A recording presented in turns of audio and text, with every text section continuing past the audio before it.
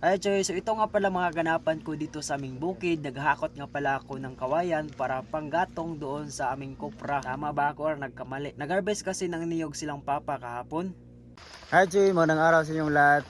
Kahit na umuulan is maganda pa rin ang ating araw. Siyempre. At ngayon pala is nandito ako sa bukid. At maghahanap ako ng kahoy na panggatong doon sa ganggangan. Kasi nagkupras kasi sila papa ng niyog. Ilulutuin namin yung sa loob ng niyog. Tawag dyan? Ang tawag sa amin is lugit. I don't know kung anong tawag sa sa Tagalog. So ito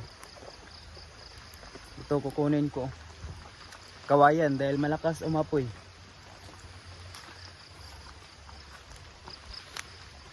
May spider guys.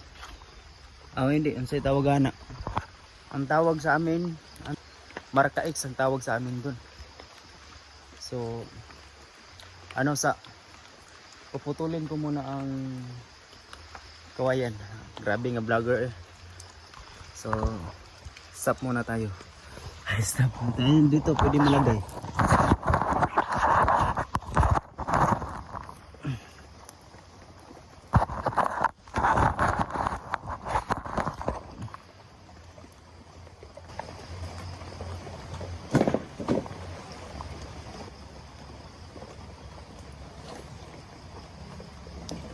Ito talaga yung madalas namin na kinukuhang klaseng kahoy mga Choy. Ito is kawayan.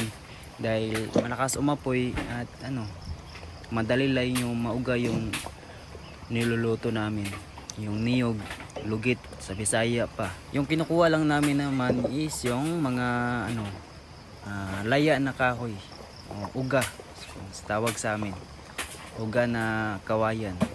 Siyempre kapag hilaw na kawayan hindi talaga yung makagawa ng apoy malamang at kailangan din natin mag-ingat dito dahil baka may ahas. So maraming beses na talaga kung naka-encounter ng ahas tumakbo talaga ako siyempre baka maano ka dyan, may mga pangarap pa tayo at yung ahas naman pagkakita ko sa kanya yung ahas nakakita din sa akin kaming dalawa tumakbo palayo. Takot pala yung ahas. So kaming dalawa yung natatakot. Dahan-dahan lang tayo dito kasi hindi ako nakasanilas. Lang ako, nakatiniil. Walang butas. Baka matunog tayo madaming mga tinik. Mabuti ngayon makapal yung yung kubal ng aking mga paa. Pero pag may mga mahait, talagang talaga madutlan. At kung nagustuhan mo itong mga klaseng vlog ko is pa-like naman po at paki-share at paki-subscribe na din. Itong mga vlog ko is simple lang talaga kung anong mga kaganapan dito sa aming bukid, mga panghanap buhay namin. Ganito talaga kailangan natin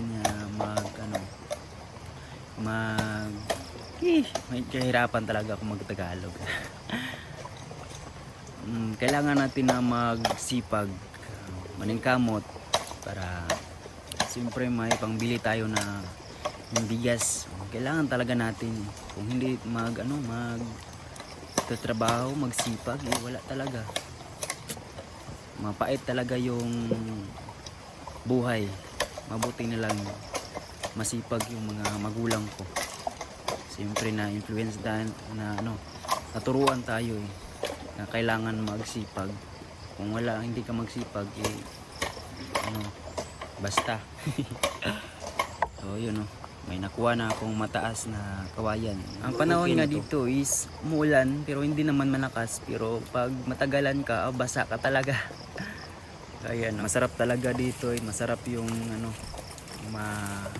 ma-inhale mo na mga fresh air.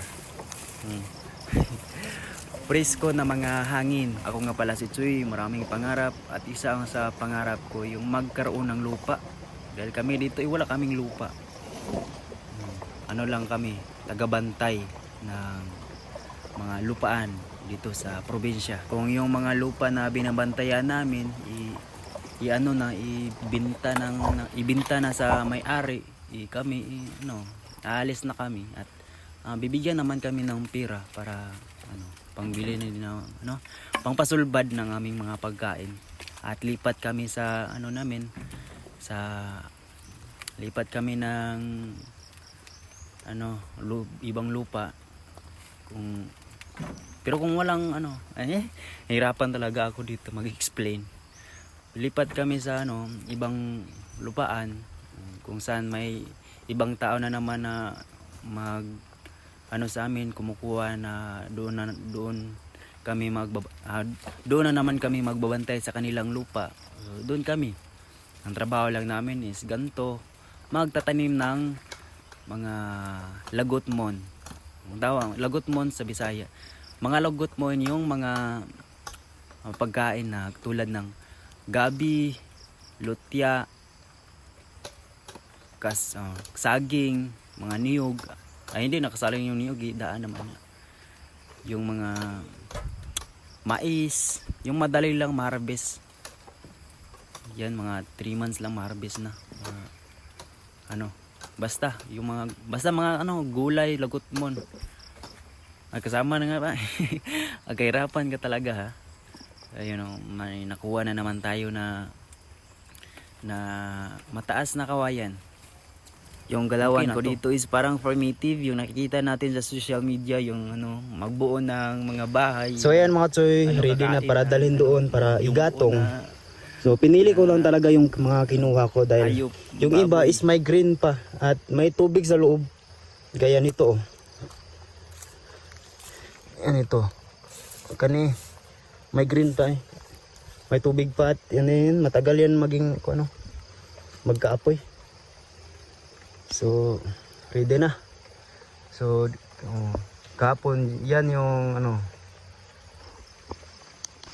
So okay na po mga Choy at dadalhin na natin doon sa ganggangan. Kapag uga na kawayan is hindi naman mabigat, magaan lang to. Pero kung madami, mabigat talaga. Yun malapit na tayo sa ganggangan. Ganto talagang trabaho dito sa bukid. Kailangan nga magsipag ka talaga. Ayan.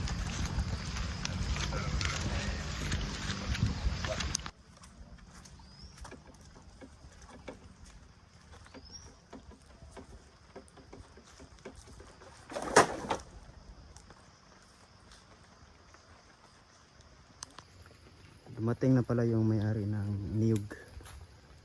So, yan yung kapatid ko.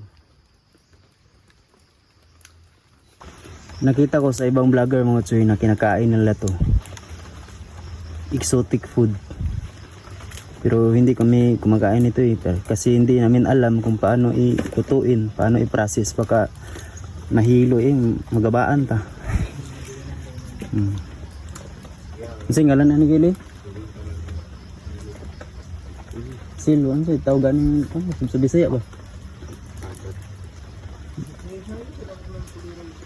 Taiwan Sil? Di man. Ha? Ano sa'yo? Sil. Ano ba ito si tawagan na yun? Nakalimot ko sa... May tawagan na mo sa Bisaya. So yan mga Choy, dito na rin magtatapos yung video. Marami pa tayong tatrabawin, marami pa kayong makikita ng mga kaganapan namin dito sa bukid. Pupunta ako mamaya sa baba para magkuha ulit ng kahoy para panggatong. So thank you for watching mga Choy. Kumbati lang kanunay. Bunal mga Choy. So ito na, bye bye. God bless you all.